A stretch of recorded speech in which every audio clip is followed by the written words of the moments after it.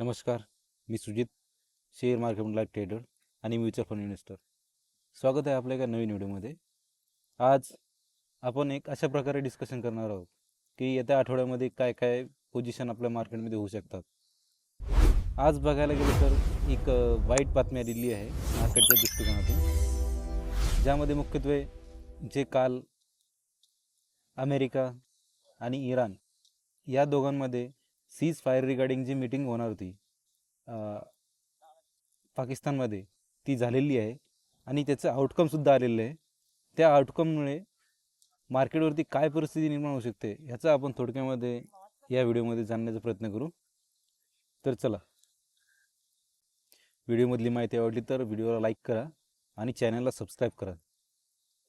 JD. व्हेन्स जे American उपराष्ट्रपती होते, ते इराणच्या डेलिगेट्सच्या आधी पाकिस्तानमध्ये पोहोचलेले होते आणि त्या ठिकाणी येऊन जवळपास त्यांनी 5-6 तासपर्यंत ह्या दोघांच्या पार्टीमध्ये नाईटपर्यंत 5-6 तास ही लेट झाली मीटिंग ठरलेल्या वेळेपासून आणि मीटिंग चालू झाली.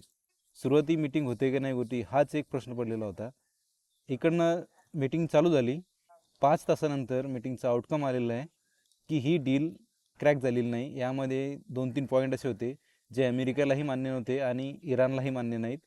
त्यांच्या ह्या दोघांच्या बोलण्यामुळे ही डील कॅन्सल झाली आणि जशी कॅन्सल होती तसे ट्रम्प साहेबांनी परत त्यांचे नवीन हातखंडे जे पूर्वीप्रमाणे ते यूज करतात, धमकावणे, हे सुरू केलेलं आहे आणि परत एक नवीन प्रकार त्यांनी आणलेला आहे. त्यांची जी नेव्ही आहे इराणची, त्याच्यावर पूर्ण सँक्शन आणणार आहेत.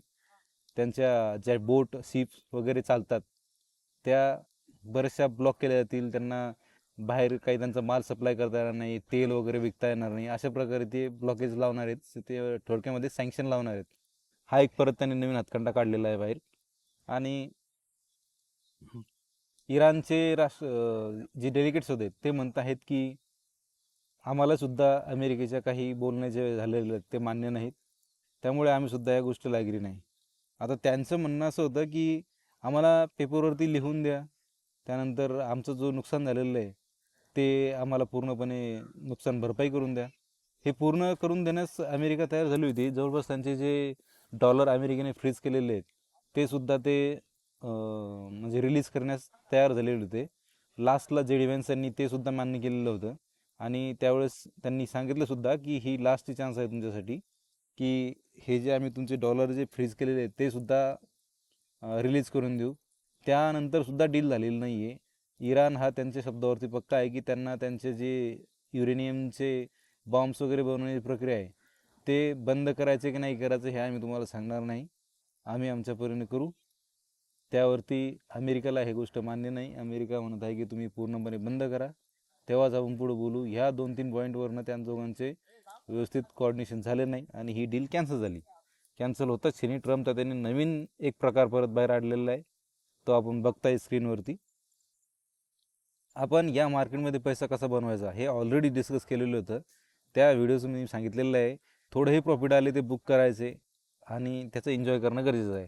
कारण हे 2 दिवस मार्केट आपलं वरती जाते, 2 दिवसानंतर परत काहीतरी असे बदला होतात की मार्केट हे डाऊन जाते. मग हे प्रॉफिट या काळामध्ये घ्यायचं कधी? तर ज्यावेळेस प्रॉफिट भेटेल त्यावेळेस प्रॉफिट बुक करायचं, ज्यावेळेस पडेल त्यावेळेस थोडंसं अजून ॲड ऑन करायचं. हाच प्रकारे या मार्केटमध्ये टिकू शकतो आपल्याला. आता ह्या सीनमध्ये तर मार्केट अप जाण्यात थोडंसं मुश्किल आहे, थोडंसं दबावामध्येच मार्केट राहणार 22 एप्रिलपर्यंत. कारण 22 एप्रिल हा असा दिवस आहे की त्या दिवशी ट्रम्प त्यांनी जी दिलेली किंवा इराणने जी दोघां मिळून सीज फायर झालेली आहे याचे 2 आठवडे पूर्ण होतात 22 एप्रिलला. त्या दिवशी परत दोघांनी युद्ध चालू केलं किंवा आधीच चालू केलं तर अजून मार्केट थोडंसं कोडमोडू शकते आणि थोडं अजून खाली येऊ शकते. त्यावेळेस आपण ॲड ऑन करून आपले प्रॉफिट ज्यावेळेस वरती येईल त्यावेळेस बुक करणं योग्य राहील. आणि अशाच प्रकारे जर आपल्याला मार्केटमध्ये इन्व्हेस्टमेंट किंवा म्युच्युअल फंड मार्फत इन्व्हेस्टिंग करायची असेल तर आपण त्यामध्ये नक्कीच थोडीसा हातभार करू शकतो किंवा मदत करू शकतो एक गायडन्स म्हणून. जर कोणाला आवडत असेल माहिती वगैरे तर कॉन्टॅक्ट करू शकता आणि चॅनलला सबस्क्राईब करा. तोपर्यंत नमस्कार, भेटू एका पुढच्या व्हिडिओमध्ये.